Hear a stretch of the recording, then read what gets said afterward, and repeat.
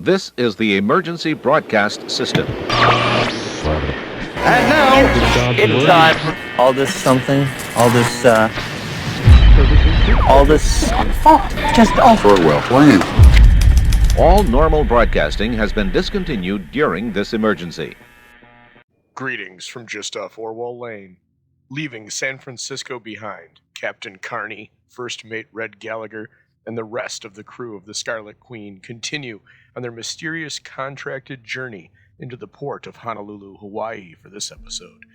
Danger from other interested parties in their final destination continues to be around every corner, or in this case, alongside their ship. Double-crossing, dead men, and clandestine meetings abound in the ongoing voyage of the Scarlet Queen. This is episode 2 of the series, there being 36 full episodes in all. Unfortunately, due to the ravages of time, only 34 episodes remain. Episodes 7 and 10 have been lost to time, and no known recordings exist. This, perhaps, is one of the best parts of old-time radio in a roundabout way, as every few years a once-thought-of lost episode is rediscovered and shared out for everyone to enjoy. Hope, as they say, persists always. For now, however, we return to the Pacific Ocean, where the sound of the wind unfurling the sails, waves crashing against the hull, and the shout of the crew echo across the sea air. Starring Elliot Lewis as Karney, Ed Max as Gallagher, and guest starring William Conrad himself. From the Mutual Radio Network, originally airing on July 10th, 1947, Report of the White Jade Buddha.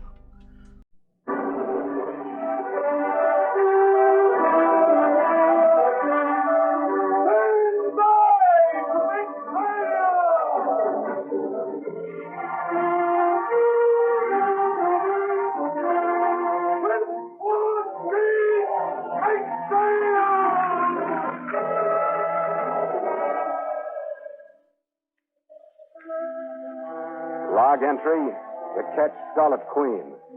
Position 158 degrees west, 22 degrees 21 minutes north. Gyro compass course 290. Wind fresh, sky fair. Remarks, cleared port of Honolulu at 3:30 a.m. without lights to avoid harbor and police officials.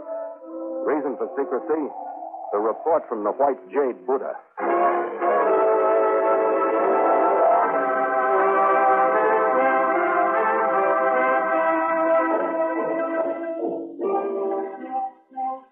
On the 13th day out of San Francisco, with the constant trade still flowing in over the starboard quarter, the Scarlet Queen stood in through Kaiwi Channel, past Cocoa and Diamond Head, and eased into Honolulu Harbor. I planned on finding dockage off 4th Street near the shopping district, where I could take on water and food stores in a hurry, pick up my payroll and instructions from Kang's Honolulu contact, and head out. But the section was jammed with merchantmen, so we nosed past Sand Island under power and into Kapalama Basin, where we tied up under the stern of an aging but busy Victory ship. We'd noticed the big diesel yacht that had entered the basin in our wake, but we didn't pay any attention to it until it anchored just off our port beam and a dinghy lester pulled up alongside. My chief mate, Red Gallagher, caught the hail. Ahoy! The Scarlet Queen! Ahoy, the boat! What's your business? Rosalind February, master of the Rockahonga. Do I have your permission aboard? Not mine. How about yours, Skipper? You stay where you are. Huh? What's that? Oh, so it's quarantine? I didn't say so, but it'll do. Oh, then, if Muhammad cannot come to the mountains, let the mountains come to Muhammad. Talk English or cast off. What do you want? The pleasure of your company is key aboard the Rockahonga. Yourself and your first officer, sir. No need for a formal acceptance. I never take no for an answer. I shall expect you promptly at 5. What kind of bilge was that? I say let's take him up on that invitation, Skipper. I say that tea smells like poison. Well, you expected trouble in Honolulu, so it's better to have poison hail you from a dinghy than run into a knife in a dark shoreside alley. What do you say? A poison on a yacht where you can see it, or a knife in a dark alley? Okay, Red. Break out your white linen jacket. We'll try the poison.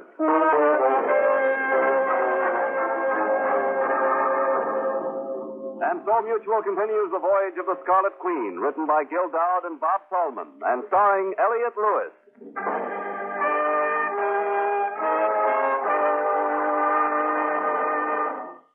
Scarlet Queen, proudest ship to plow the seas, bound for uncharted adventure. Every week a complete entry in the log, and every week a league further in the strange Voyage of the Scarlet Queen.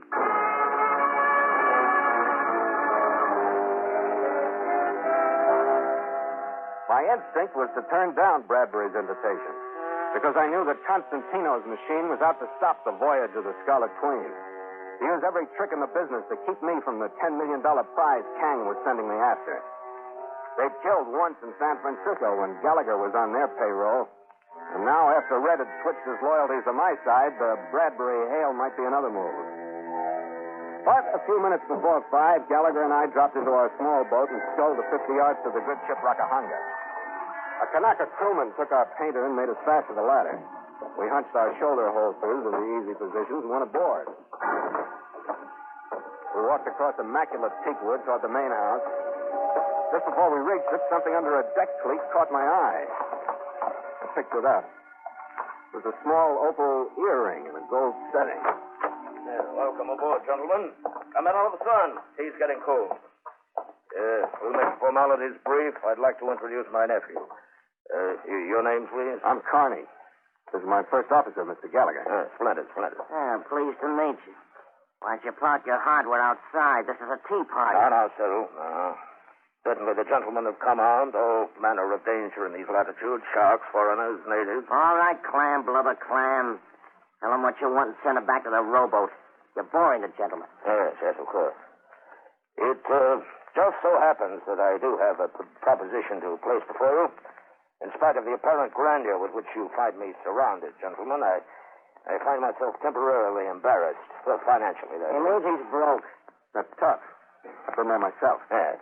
Well, naturally, you're thinking that I can sell this yacht for more than enough to carry me, but I can't in Honolulu for reasons which I won't go into. As a matter of fact, I am taking great risks in even anchoring here, but I had no choice. What are you handing me? You picked us up off Sand Island and followed us into the basin. Why us? Why, the very impression you make. Your ship's well-loaded, a craft that will handle well under jib and mizzen for intricate island sailing. Yeah, along with 50 other catchers in this harbor. Yes. Well, now, Mr. Karney, the point is this. I am, shall we say, persona non grata in this city. He means he's hot in Honolulu. Last time he was here, he got a skin full and asked his dame on the ship. Cyril. That will be enough, Cyril. To continue, I must raise enough money to fuel my voyage back to the States. Neither I, or if I may say so, Cyril can go ashore. Yeah, but it was no dame. In my travels, I have collected a number of valuable objets d'art. Among them, this rare white jade representation of the Arakanese Buddha, one of the most sacred objects of the Orient, stolen from the Boangan Temple. Look, what Blubber's trying to tell you, he's hot. The statue's hot. But there's a certain character in Honolulu who'll pay off good for it. He wants you gents to deliver it for a third of the proceeds. He trusts you. Don't ask me why. Nicely put, Cyril. Well, gentlemen, how about it? Do you agree to assist me? Who's your buyer? A gentleman of the Oriental persuasion, Luchi Shen by name. You will present the object to him, and if he does not instantly recognize its worth, as I believe he will, then kindly direct his attention to the cylindrical marking at its base. This identifies it beyond a shadow of a doubt as the Arakanese Buddha Boanga. Well, Mr. Karney? Oh, the tea is all right, Skipper. The guy's in trouble. We got to go ashore anyway. Okay, Red, pick up the doll. Oh, almost forgot. I found this out on deck. It's an earring. An opal. Now, where could that have come from? Yeah. Where? Oh, a cheap little thing. Take it along, Mr. Karney, for luck.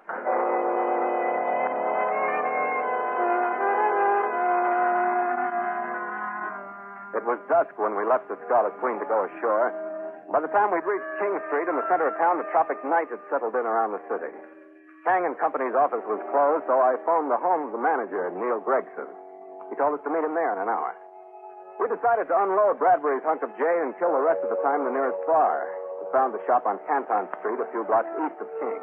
The sign on the window was in Chinese, but down in the corner in English was the name Luji Shen. It was a typical cluttered Chinese curio shop, dim, smelling of sandalwood. A thin, wrinkled little man looking out of character in Occidental clothes and green eye shade was waiting for us behind the counter. Yes? You wish to buy Chinese ware? You Lu Jishen? Yes. Who tell you come here? Bradbury. Bradbury? Maybe mistake you come here. We got something for you. Now, what do you think of that for white Jade? You try to sell that to me? That's not Jade. What do you mean it isn't Jade? That's Japanese work. Very cheap. No good for me. Wait a minute. This is a great thing. Where do you say it came from, Skipper? Temple somewhere. Boanga. Boanga? No, cannot be Boanga Buddha. Oh, he says look on the bottom, Lou. He says mark there proves. Oh. Wait, I turn on light. Uh-huh. It's very strange mark. Very small. He turned the base of the Buddha toward the light and squinted nearsightedly at a spot of shining metal that was set in the center. He put a jeweler's glass into his left eye and looked again. Then he picked up a penknife and started scraping the tarnish off the metal disc. He didn't finish the job. Didn't make any more noise than a firecracker. There was a little tinkle of broken glass. His body went rigid for a split second and then relaxed. The eyepiece hadn't even shattered. There was a clean hole through it about the size of a .25 caliber slug. The bullet that had killed Lu Jishen had entered his left eye from close range. In the shattered pieces of Bradbury's phony Buddha, I found a weapon. It was a simple gadget, a rifle cartridge with a spring mechanism and a firing cap. I'd seen plenty of them on Pacific beachheads during the war. We called them finger mines. It looked like Constantino's work, but I couldn't figure why. Any way you looked at it, it was murder, and we were in too deep to stand still. 20 minutes later, a cab dropped us in front of Neil Gregson's Spanish-style mansion out on the other side of Diamond Head. The air was heavy with the smell of jasmine as we went up the walk to the front entrance. But the perfume that hit us when the door opened was more expensive. Well, Neil told me a couple of men were coming, but he didn't say it like he should have. Thanks. Where do we find him? He had to go out for a while, but he said I could entertain you until he got back. It won't be long. I'm sorry to hear that. Come in, won't you? Follow me. She was easy to follow. She swayed down a few steps and into a sunken living room. From the door, I could see that we weren't the only men she was entertaining. I counted 5 lounging around the room. 4 of them, including a young Oriental with a scarred face, wore a well-filled shoulder holster. The other sat with a carbine across his knees. He was the only one I recognized. It was Bradbury's nephew, Cyril. Come in, suckers.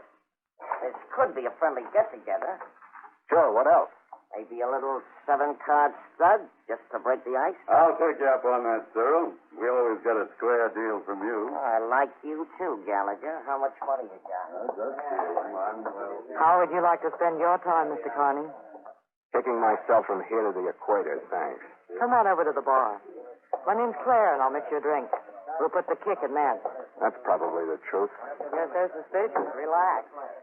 Do something manly like making a pass at me. With all your husbands in the room? Well, that's better anyway, but I'm not married. Just well supplied with chaperones, huh? Do you think I need them? Oh, get off it, will you? You don't need them with me. What is the setup, anyway? A bunch of fellas just happened to drop in. Did you come with them, or are you part of the furniture? I'm engaged to Neil Gregson. You won't like him either. Mm-hmm. That makes as much sense as anything else. As a matter of fact. Is your drink all right? Yeah. Can't remember when I've enjoyed one more. I could say the same about you if I were the sarcastic type, but I'm... That must be Neil. Excuse me. The doorbell did something to the atmosphere in the room. I wasn't quite sure what. Nobody changed their positions. Cyril glanced up and then glanced back at his hole card. Claire walked through the room and up the steps. She looked through the open grill, turned back to the room, and held up one finger. Then she opened the door. The figure of a man stood silhouetted in the doorway for just an instant, and then...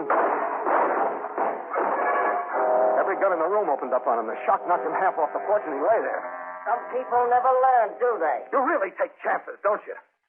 You got real guts, Cyril. Stop it, Skipper. It's their fault. He never got his hands out of his pockets. I'll ask your advice next time, Karney, but for now, calm up and stay alive, huh? You, Gallagher, on your feet. You're going with us. Good idea. We can finish that game of stuff. Wait a minute. What's the deal? It's a payoff, Karney, for Gallagher's double cross in Frisco. You know what I mean? Okay, let's clear out.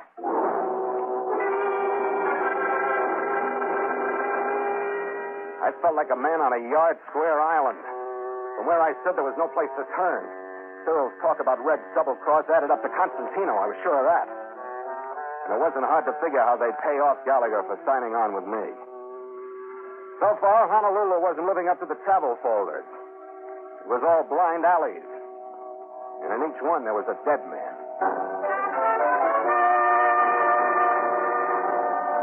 I went to the door, dragged the body inside, and locked myself in with him. I pulled out his wallet. It was Gregson, all right, but any information he was to give me was as dead as he was. That still held even after I found an envelope in his inside coat pocket that had my name on it. 2 hours ago, it would have led to Kang's instructions. Now it didn't lead any place. It said, Luji Shen is Kang's man. You're to meet him at 11:45 tonight. I walked a few blocks over to Koa Avenue and hailed a cab. It dropped me on Canton Street. It was about 10, and I hoped that the police were through with Lou's curio shop. The dim light was on, and no one was in sight. I went in. It was not only open, it was open for business. There wasn't a sign that a murder had been committed there. And another aged Chinese face rose up out of the shadows behind the counter. You wish buy Chinese ware? Who are you? I am Jia Cheng. You do business now, tonight? You wish buy? I help you. No, I mean, Luji Shen. Lord Jishan, not here. I know it. That's what I mean. You do business after what happened tonight? Lord Jishan, not here. Were the police here? Many police. Many men all want Lord Jishan. He not here. He go 2-3 days. I got an idea you're talking my language, Chow. Did you see him get killed? Lord Jishan, not here. But, Chow, you know Kang and Son, Shanghai? No, Sabe. You know named Scarlet Queen? No, Sabe. Other man, ask them. What other man? Fat man in white suit, maybe come with police? Look, Joe, I'm captain on Scarlet Queen. I work for Kang and Son. No, Sabe. Fat man, say same. He was lying. Look here. This paper, it say Philip Karney, Master, Catch, Scarlet Queen. You read English? No, read. And look here, this letter from Kang and Son in Chinese. I was supposed to give it to Lu Jishen, but I didn't know it until it was too late. You come along me. He padded down the other side of the counter, and I followed him. We went through a door at the back of the shop and into the living quarters. Joe bent over a carved camphorwood chest. And when he straightened up, he had a bamboo tube and a thick envelope in his hand. Both of them were from Kang. The envelope held a beautiful, thick bundle of $500 bills and a piece of rice paper, and the tube carried my instructions for finding the contact in Kobe, Japan, and a list of numbers that could have been soundings or elevations. They were to be memorized, the paper destroyed. You're savvy. I savvy. Kang, he most wise man. You aren't so bad yourself, Joe. You worked good trick on Bradbury. Yes, good trick, all right. The police don't know Lou was killed? No person, no. I clean up very fast. No person see him, only you. Along with the one with red hair and me. To all other person, Liu Jishan, go away. Believe me, I hope he has a good trip. Chow, you help me more? Yeah. Bradbury took the one with red hair away. Unless I find, maybe he goes same place Lu Jishen. You know where in Honolulu those men go? Honolulu, very big. Look, one of them was Chinese boy. Knife scar across here. You know all Chinese boys? I know the one. You know what place he go? Any house saloon? What place he meet friend? No, friend. American very bad for that Chinese boy. I know it, Joe. I'll try and take care of it for you. Maybe beat Americans' heads together, huh? That place named Farmhouse. Street name Canal Street. Very bad. Yeah, very good. Joe, you're a beautiful guy. You're the first thing I've seen in Honolulu that I'd like to take home with me.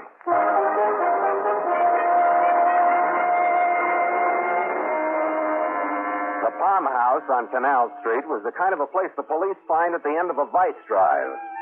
It was a two-story building that covered its windows with bamboo screens to hide its activities from those lucky enough to be outside and a lousy view from those stupid enough to be inside. The only healthy thing about the place were the two fat palm trees that gave it its name. I took a final breath of fresh night air and went in.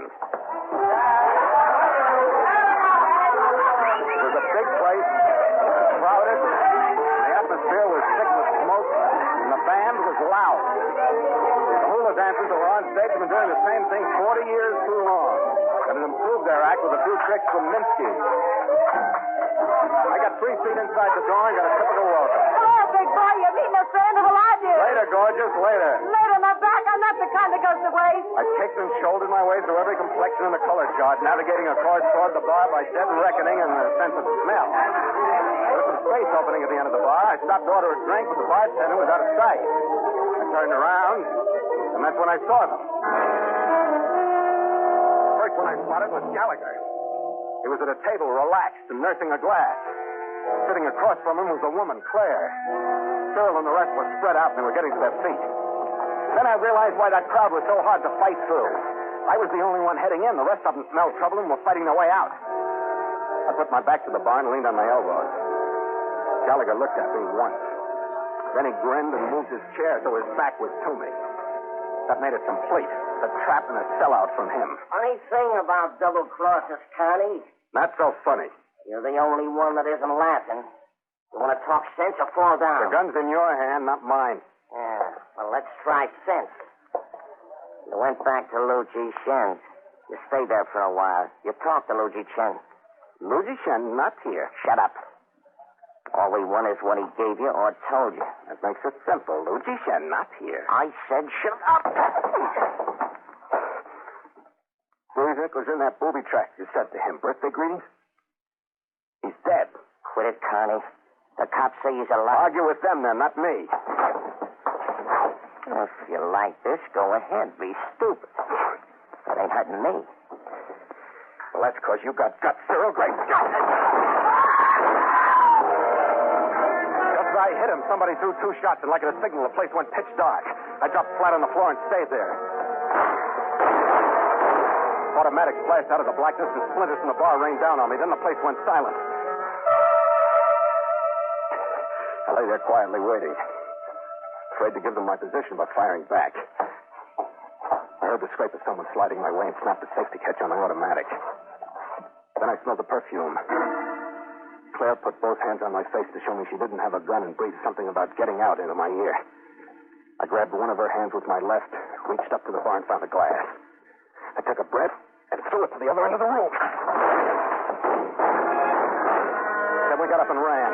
I didn't try to figure the twist. All I saw was a chance to get out of there, and I took it. She led me through a back door into a car parked in an alley.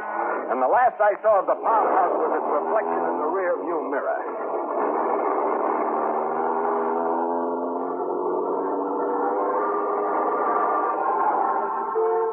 She drove to Mauna Lua Bay on the eastern end of the island and led me into a cottage on the beach.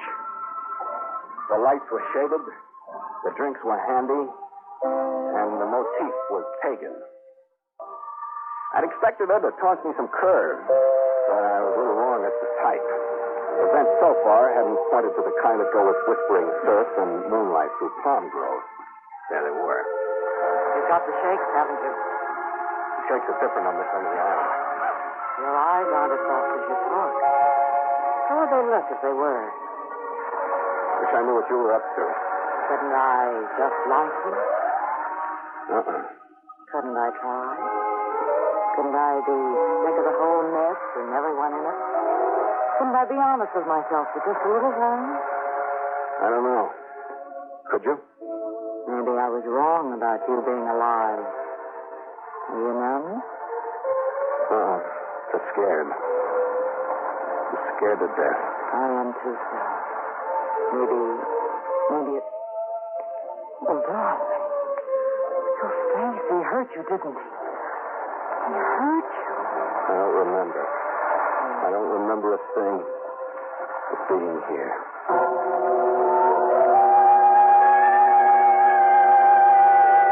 I never did figure out whether she was really being honest or not. But I didn't know her well enough to care a great deal. The drink she mixed had pineapple juice in them, and the atmosphere she created was quite peaceful. She made only one mistake. She looked at her wristwatch too often. If she hadn't, it might have been different, because I didn't hear a car pull up or footsteps outside or anything. I just saw a change in her. And I put my glass down and got ready. I wasn't quite sure who'd come through the door. It turned out to be Bradbury, but he was more surprised than I was. Claire was pointing a small automatic at him. Claire, what's the meaning of this? I've changed my mind. You're in too deep to misuse my faith in you. You put your pretty finger on your fiancé Gregson for an equally pretty remuneration. Quit being fancy and stay where you are. I found somebody who pays more for faith than you do. I don't understand you, Claire. You wouldn't. Since our friend Gallagher has seen to it that Cyril is no longer with us, we might bargain. There must be a meeting point. Certainly you aren't wasting your time on Karney here. Cut around, fat boy. Who drove you out here? Gallagher. Yeah, fat boy, Gallagher. Isn't it a caution, Skipper, what we have to go through to keep our heads above water? That's when the pagan cottage exploded, because that's when everybody realized who was sold out by whom. Red-colored Bradbury, and I made a grab at Claire. I was close, but not close enough. She'd aimed at Gallagher, but Bradbury had been pulled in line instead. Two spots of crimson suddenly blossomed on that white linen suit. And when Red let go of him, he settled flatly on the carpet. And Claire disappeared through a side door. Where's the dame, Skipper? I want to get my hands on her. Let her go, Red. I can't help it, Skipper. She made me mad. You know why? Sure. I don't think you do. Remember that opal earring you found in the Rakahanga? I wasn't mad till I found the other one on her dressing table. What were you doing at her dressing table? Making a deal, Skipper. Deciding that she'd double-cross Cyril and Bradbury, I'd double-cross you. And she and I were going to live happily ever after. On what Constantino'd pay us for what you got from Lu Ji Shen. Yeah. Should I congratulate you? Skipper, if you knew what I went through making Cyril think I was double-crossing you, you would congratulate me. Yeah. How about Cyril? Yeah. How about Cyril? Skipper, what do you think of Honolulu as a port of call? It's kind of mixed up with what I think of you as a chief mate. But I think if we try, we can get out of here before daybreak. Considering what's happened since we got here, I think we better. Homicide won't like us in the morning. An hour later, a sleepy crew had fallen to, and the Scarlet Queen sneaked away from her dock under power, out of Kapalama Basin, headed out toward the still dark western horizon.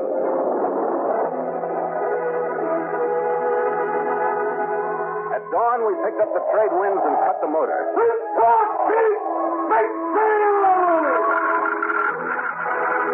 The mainsail caught the sunrise wind, and the Scarlet Queen nodded at the morning and dipped her lee rail toward the sea.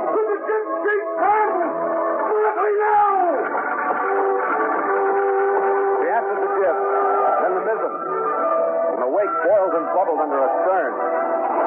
The clean sea air flushed the night out of me.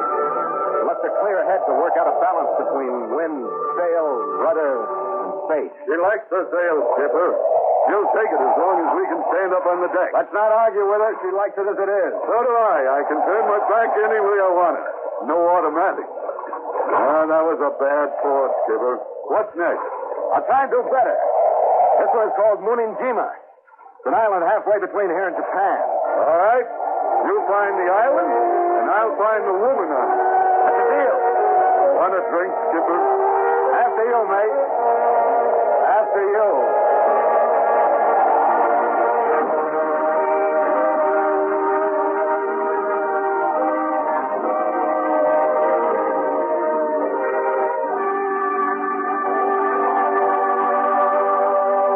Log entry. Chet Scarlet Queen. 5:30 p.m. Miles traveled 3,035.